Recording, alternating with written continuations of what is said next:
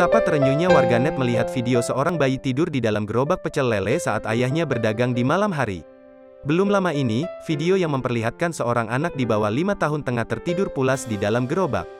Video yang diunggah kembali oleh akun Instagram @apahabar pada Senin, tanggal 16 Mei tahun 2022, berhasil menyita perhatian publik. Ya, orang tua terpaksa membawa anaknya bekerja sampai tengah malam. Hal ini dilakukan sebagian orang tua karena anak tidak ada yang mengasuh. Alhasil, ketika anak sudah mengantuk, mereka harus tertidur dimanapun hingga orang tua menyelesaikan pekerjaannya. Dalam unggahan video tampak sebuah warung pecel lele berada di pinggiran jalan.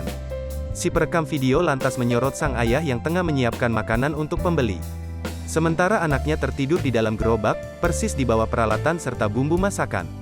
Meski berada di dalam gerobak, sang ayah tampaknya sudah mempersiapkan tempat terbaik untuk buah hatinya tersebut. Sebab, dalam video itu terlihat ada kasur tipis yang diletakkan di dalam gerobak sebagai alas untuk bocah tersebut tidur.